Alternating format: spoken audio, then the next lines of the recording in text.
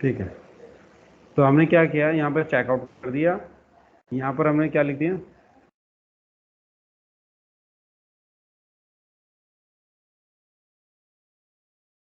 ठीक है, और यहाँ पर हमारा क्या आएगा, प्राइस आएगा। अभी के लिए मैं स्टैटिक नंबर डाल दिया, तो फिर उसके हिसाब से आएगा ना, तो जितना आएगा उसके हिसाब से दिखाएगा ना ये।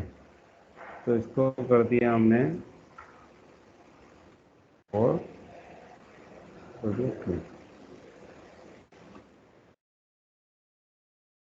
ठीक है, ये आ गया हमारा, हमने यहाँ पे लिख लिया, क्लास बना ली हमने,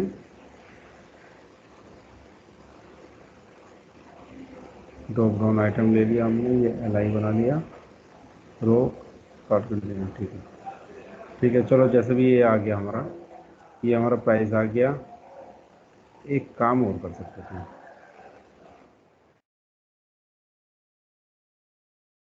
तो बेसिकली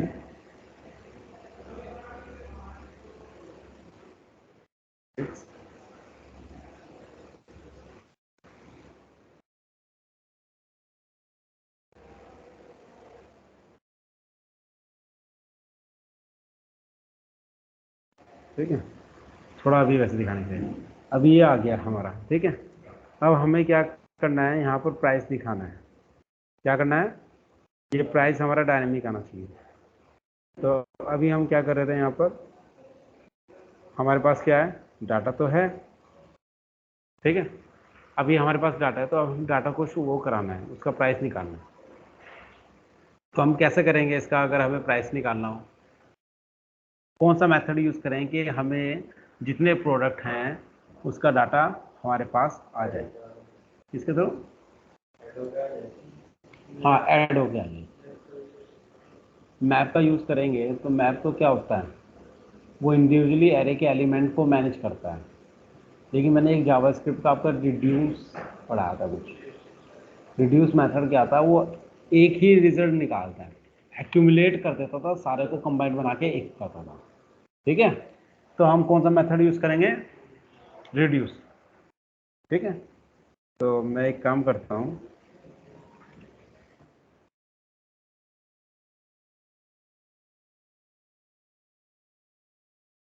ठीक है,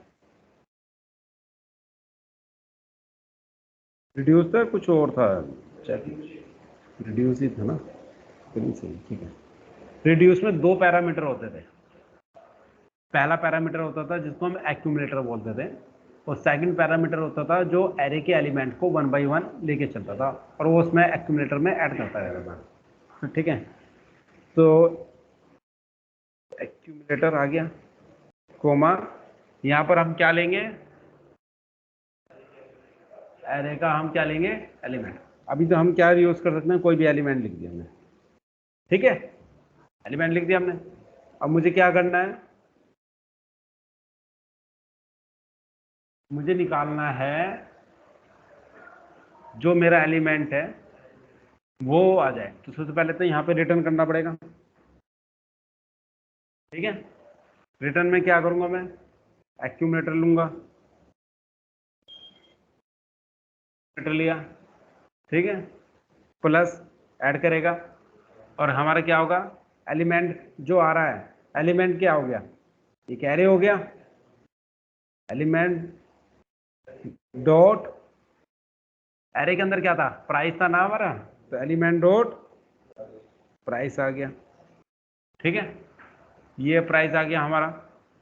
अगर मैं इसको और इसको किसी वेरिएबल में लिख लेता हूँ, ठीक है, इसको ले लेते हैं वैर,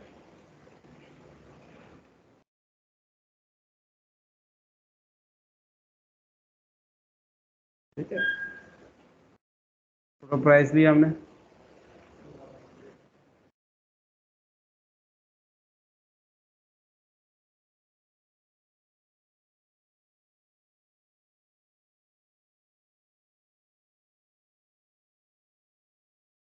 ठीक है, अब हमारी टोटल प्राइस स्टार्टिंग में क्या आएगी, जीरो आएगी, तो मैंने कोमा करके यहाँ पे क्या लिख दिया, जीरो। यानी स्टार्टिंग में क्या रहेगा, ये सेव कर लेते हैं इसको। ठीक है, अब मैंने जैसे ये करा तो इसमें इसने प्राइस बना के दे दिया। अगर आप इसको ऐड करोगे 109, 95, 99, 55, 10, इसको ऐड करोगे तो क्या बैठेगा?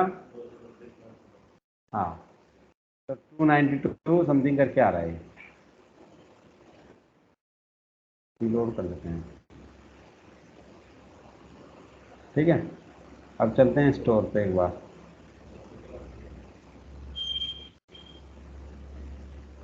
कितने का है ये? 109 का। अच्छा, यहाँ हमने प्राइस नहीं दिखाया ना अपने इसमें, तो हमें पता कैसे चलेगा क्या हुआ है, हमारी काउंटिंग सही भी है नहीं है। टोटल प्राइस हो गया 132। ठीक है, तो इस तरीके से हमने क्या किया, हमारे पास क्या हो गया, प्रोडक्ट के प्राइस और उसका टोटल प्राइस आ रहा है। ये चेकआउट इसलिए बनाया क्योंकि चेकआउट पे हमें मूव कर देना जब चेकआउट का पेज बनाएंगे। ठीक है, तो इस तरह से आपका ये आ गया। लेकिन अब है, हाँ, डिलीट होंगे। स्टोर जो करता है वो जब आप रीलोड करोगे, देखो रिएक्ट एप्लीकेशन या एंगुलर एप्लीकेशन क्या करता है, वो बेसिकली वन पेज एप्लीकेशन होता है, रिलोड का कोई रोल नहीं होता। लेकिन आप रिलोड करते हो तो जब रिलोड होगा तो ये डाटा स्टोर से नहीं आएगा, आपके मोंगो डीबी से आएगा। फिर यानी क्या होता है, नहीं तो फिर मोंगो डीबी या कोई भी डाटाबेस का तो रोल ही खत्म हो गया ना, सारी चीज़ इसने मैनेज कर ली। ये क्या कहता है कि आप स्टोर यूज़ करो, लेकिन ये स्टोर तब तक है जब तक आप पेज लोड नहीं कर रहे हैं, आपके स्टोर पे रहेगा। और ये रिएक्ट हो गया, एंगुलर हो गया या व्यू जेएस हो गया, ये सारे सिंगल पेज एप्लीकेशन है, आपको पेज रीलोड करने की जरूरत नहीं है। जब भी आप पेज रीलोड करते हो तो आपका एक पॉपअप खुल जाता है। तो आजकल क्या करते हैं, वो होस्ट को अंडरस्टैंड करता है। जैसे आपने पेज रीलोड करा तो आपके पास एक क्वेश्चन मार्क आ जाएगा, एक पॉपअप आ जाएगा, वो बोलेगा कि आपका है ना डाटा डिलीट हो जाएगा। अभी तो हमने रिफ्रेश वो कर दिया, हम उसमें लगा सकते हैं वो पॉपअप। जैसे ही रिलोड करेगा तो वो क्वेश्चन पूछेगा आपसे कि आपको रिलोड करना है नहीं करना है, और उसमें लिखा रहेगा कि आपका डाटा लैप्स हो जाएगा। अगर वो ओके करता है तो रिलोड हो जाएगा और डाटा लैप्स हो जाएगा, अगर वो कैंसिल करता है। ठीक है, तो हम वो चीज़ रखते हैं। और हम डाटा क्या करते हैं रीड करने के लिए, तो आपको फिर डाटाबेस से मेंटेन खेलना पड़ेगा ना, सब फिर डाटाबेस की यूज़ करना पड़ेगा। ठीक है, तो ये चीज़ आपकी हो गई। अब हम क्या करते हैं, अब हम डिलीट करते हैं।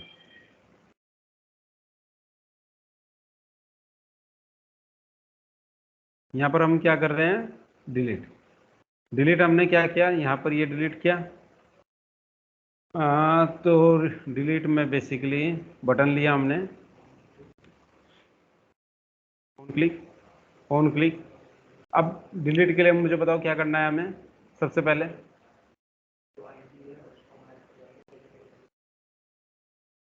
आईडी तो लेंगे, लेकिन हम क्या करेंगे, आपको मैंने बताया था कि हमें जब भी तो यूज डिस्पैच यूज करना है। सारा काम हम स्टोर से कर रहे हैं, यानी कि हमारा बेसिकली रिडक्स चल रहा है। तो हम क्या करेंगे, सबसे पहले use dispatch. Use dispatch use किया, फिर मैं क्या करूंगा, एक एक बना लेता हूं, const dispatch, dispatch equal to use. ठीक है, ये बना लिया। अब इसके बाद जब ये आपने बना लिया है तो आपको क्या करना पड़ेगा, जाओगे इधर ही, यहाँ पर क्लिक आया।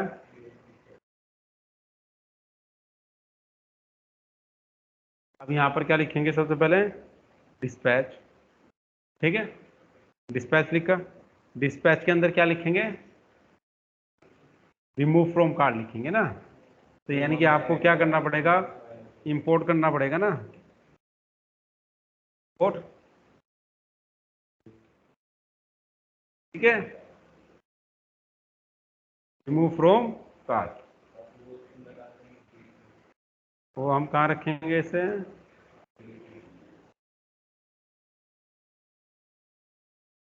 ठीक है। रिमूव फ्रॉम कार्ड के अंदर एक ऑब्जेक्ट बनाएंगे और ऑब्जेक्ट में हम क्या पास करेंगे, आईडी क्या होगी, प्रोडक्ट डॉट आईडी। ये देखो प्रोडक्ट डॉट टाइटल था, ऐसे प्रोडक्ट डॉट आईडी।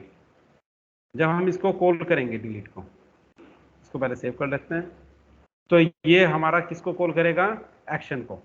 तो हम चलते हैं कार्ड एक्शन पे, ये आ गया। इसमें क्या जा रहा है, डाटा में डाटा जाएगा यानी आईडी जाएगा, ठीक है, पेलोड के अंदर।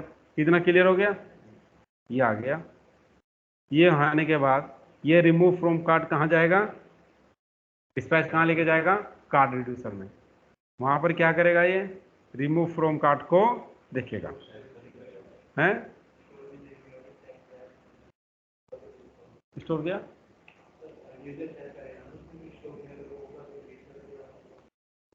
हाँ तो जाएगा तो रिड्यूसर के थ्रू ही जाएगा ना। तो हम क्या करेंगे, जैसे हमने यहाँ पर क्या लिखा था, केस बनाया था ना, ये ऐसे एक केस बना लेते हैं यहाँ पे। यहाँ पर क्या आएगा, ठीक है। अब हमें क्या करना है, हमें यहाँ पे डाटा रिमूव करना है, ठीक है। तो जब हमारे पास डाटा रिमूव करना है, तो जो हमारे पास ऑलरेडी स्टेट है, ठीक है, उस स्टेट में हमें बेसिकली क्या करना है, उस डाटा को, वो डाटा लेके आना है जो रिमूव, मतलब रिमूव के अलावा जो डाटा बचा है वो लेके आना है। अब आप बताओ, मैं यहाँ पर डाटाबेस से खेल नहीं रहा हूँ, मैं यहाँ क्वेरी भी नहीं चला रहा हूँ कि मैं उसको डाटाबेस से डिलीट कर दूँ, डिलीट तो कुछ नहीं हो रहा है। अब मुझे क्या कंडीशन लगाऊँ कि मुझे वो डाटा आ जाए, हैं? एक एरे है आपके पास, एरे में मुझे एक आईडी वाला डाटा नहीं चाहिए, कैसे करूँगा, तो यानी आप क्या करोगे,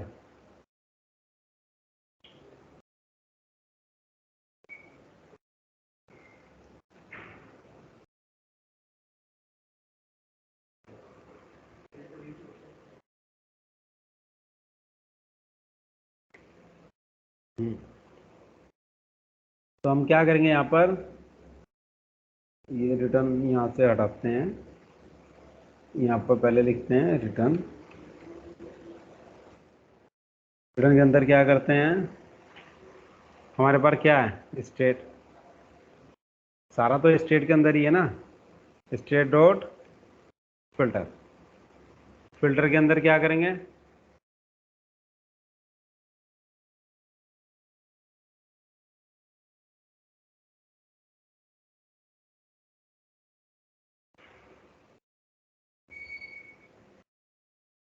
हम यहाँ पर स्टेट पास किया हमने,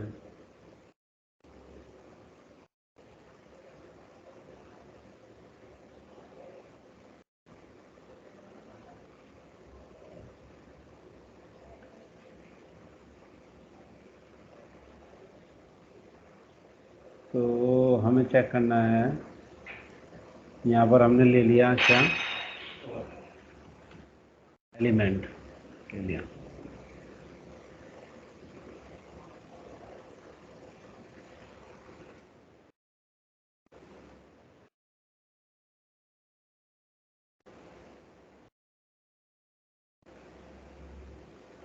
यानी कि हमारा एलिमेंट डॉट, एक एरे के अंदर क्या था, आईडी नोट इक्वल टू क्या होनी चाहिए, action dot payload dot ID, ये नहीं होनी चाहिए, ठीक है। तो वो हमें फिल्टर करके डाटा को दे देगा। एक और हम ब्रैकेट लगा लेते हैं, ये आ गया हमारा, ठीक है। रिटर्न किया हमने,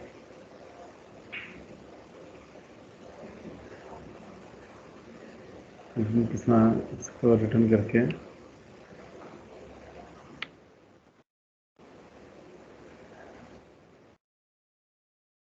रिटर्न कर दिया हमने, स्टेट डॉट फिल्टर एलिमेंट, और ये करके हमने कर दिया, ठीक है।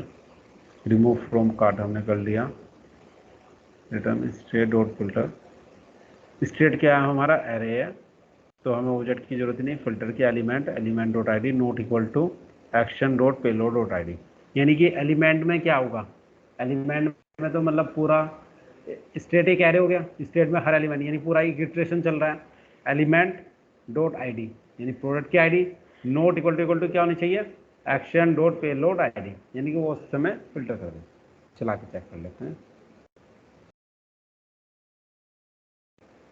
हमारे पास क्या है 3, हमने किया डिलीट किया तो हमारा यहाँ पे कुछ डिलीट नहीं हुआ। तो मैं पहले चेक करूँगा कि मेरे पास जा क्या रहा है एक्शन में।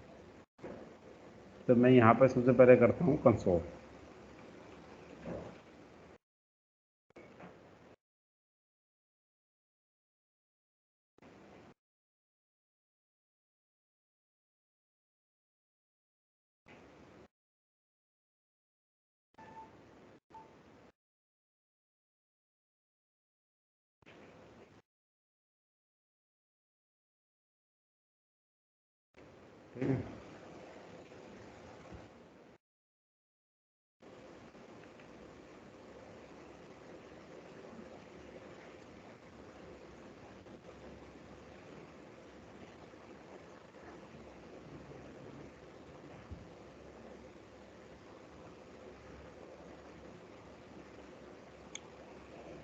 हमारा स्टेट हुआ और ये हमारे स्टेट में ये आ गया।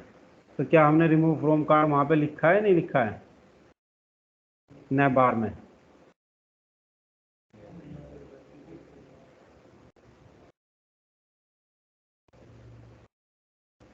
रिमूव फ्रॉम कार्ड सेव करके देख लेते हैं, सेव भी हुआ है नहीं हुआ है। क्योंकि ये जब हम करते हैं तो ये हमारा जहाँ चाहिए था किस पे, ये स्टेट कौन सा है, स्टेट कहाँ पे लिख के आ रहा है,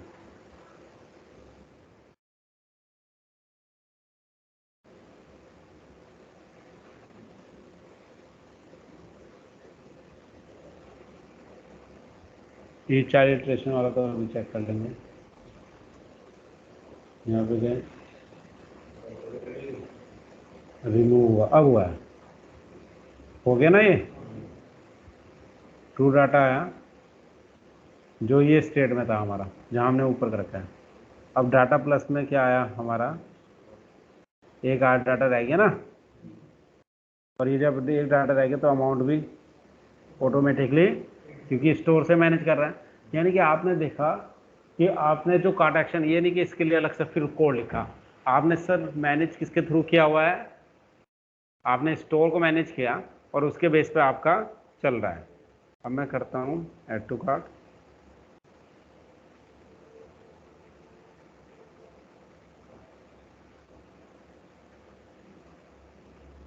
मेरे पास कितने आ गए, 6 प्रोडक्ट हो गए। अमाउंट भी हम इसको मैनेज कर लेंगे फॉर्मेट करके कि हमारे 2 स्ट्रिंग फिक्स होता है जावास्क्रिप्ट का फंक्शन डॉट फिक्स करके। तो उसमें क्या होता है, लिमिट डिफाइन कर देते हैं कि भाई हमारे पॉइंट के बाद इसमें सिर्फ 2 कैरेक्टर की वाली वैल्यू है। ठीक है, हमारे पास कितना है, ये 6 प्रोडक्ट है। ठीक है, अब मैं क्या करता हूँ, इसको ये आ रहा है 220। ठीक है, इसको डिलीट किया तो 5 हो गए, और अब कितना हो गया 163, इसको भी डिलीट कर देते हैं। कितने हो गए, 4 हो गए। इसको डिलीट किया, कितने हो गए, 3rd प्रोडक्ट हो गए। इसको किया 2 प्रोडक्ट आ गए। अमाउंट कितना 33 रुपीज़ आ गया। इसको भी डिलीट किया, कितना आ गया 1 आ गया। और इसको जब डिलीट किया तो हमारे पास क्या आ गया 0। ठीक है, तो इस तरीके से आप इसको कर सकते हैं ये चीज़। यानी कि रिडक्स में अभी आपको रिडक्स का ये थोड़ा सा नॉलेज हुआ है आपको कि रिडक्स में बेसिकली आप कर कैसे रहे हैं। मतलब ये बेटर है कि आपने सारा जो स्टोर वाला खेल खेला है वो किसके थ्रू किया है, रिडक्स के थ्रू। यानी कि आपने ऐड टू कार्ट किया और वैल्यू को स्टोर किया और आपने उस स्टोर के बेस पे डाटा को शो किया। अब इसका फ़ायदा क्या है, अभी आप कौन से पेज में ये स्टोर को मैनेज कर दिखा रहे हो, नैप बार वाले में कंपोनेंट के अंदर। अगर मैं चेकआउट का एक पेज बनाऊंगा तो मैं क्या करूंगा, सिर्फ यूज सिलेक्टर को करूंगा और वो स्टोर से वैल्यू को फैच कर लूंगा। मुझे अलग से कोई जरूरत नहीं होगी, सारा इस काम स्टोर से आएगा। मतलब मुझे अगर चेकआउट में क्या होता है, प्रोडक्ट की लिस्टिंग होती है, चेकआउट वाले पेज में सारे वो सारे प्रोडक्ट की होगी, और उस समय भी हम प्रोडक्ट को डिलीट कर सकते हैं। तो वहाँ पे भी अगर डिलीट करोगे तो आपका वो स्टोर में डिलीट हो जाएगा, स्टोर से डिलीट होगा तो वो ऊपर आपके नेविगेशन में भी डिलीट हो जाएगा। तो यानी कि आपने एक जगह एक्शन परफॉर्म किया और वो सारे कंपोनेंट में काम कर गया, यानी कि आपको अलग अलग कंपोनेंट में जाके चेंज करना पड़ रहा है, ऐसा कुछ नहीं किया आपने, सारे स्टोर से मैनेज किया। तो इसके रिडक्स के बेनिफिट बहुत हैं कि आपको शुरू में थोड़ा सा प्रॉब्लम लगता है इसका स्ट्रक्चर बनाने में, फिर इससे ईजी है ये एज कम्पेयर टू द, मतलब इसको हैंडल करना बहुत ईजी हो जाएगा, मेंटेन करना सब बेटर रहेगा। तो इस तरीके से आप इसको कर सकते हैं। तो आपने ऐड और रिमूव का तो ये कॉन्सेप्ट सीख लिया इसके अंदर। अगले वाला हम इसके बाद कर मतलब नेक्स्ट क्लास में ही कराएंगे, और यही काम हम किसके थ्रू कराएंगे, यही हम कराएंगे रिडक्स का मिडल वेयर इंक्लूड करके, जिसको हम बोलते हैं रिडक्स थंक, वो भी मिडल वेयर का काम करता है, एक होता है रिडक्स सागा। ठीक है, अभी क्या हो रहा है कि डाटा वैसे हमारा एपीआई से ही आ रहा है और हमने इसको मैनेज किया हुआ है। ठीक है, अब हम बेसिकली क्या होता है कि जब हम एपीआई की बात करते हैं तो हम मिडल वेयर को यूज़ कर लेते हैं। किसको यूज़ करते हैं, वो मिडल वेयर को सिर्फ इसलिए यूज़ करते हैं क्योंकि कभी कभी ऐसा होता है कि आपका एपीआई का डाटा सर्वर से आ रहा है, डिले भी हो सकता है, या इंटरनेट डाउन हो गया, कुछ इशू हो गया, तो वो स्टक ना होगा वहाँ पर, तो हम मिडल वेयर को ऐड कर देते हैं जो कि थंक और सागा है। तो नेक्स्ट क्लास में वो सारी चीज़ करा देंगे इसमें। ठीक है, रिडक्स थंक और सागा, इसी प्रोजेक्ट की इम्प्लीमेंटेशन। ठीक है, अब आपका काम क्या है, आपका काम ये है कि अभी पेजेस आपने बनाए हैं फॉर्मेट सहित, लुक एंड फील सहित, आपको 3-4 पेज बनाने हैं। मैंने आप असल में बनवाए भी थे आई थिंक, साइन अप के उस वाले प्रोजेक्ट के लिए बनाए थे ना, वो सारे इंक्लूड कर देंगे इसके अंदर।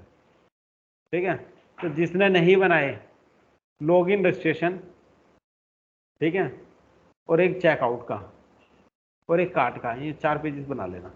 ठीक है, लॉग इन रजिस्ट्रेशन में क्या होगा, लॉग इन में क्या होता है, बंदा ईमेल डालता है और पासवर्ड डालता है। ठीक है, तो आज के लिए इतना ही काफ़ी है। अब मुझे 5 मिनट में देख लेता हूँ मैं, ये होता है ठीक है, नहीं तो फिर मैं, ठीक है, थैंक यू। हाँ, अब बताओ क्या करें।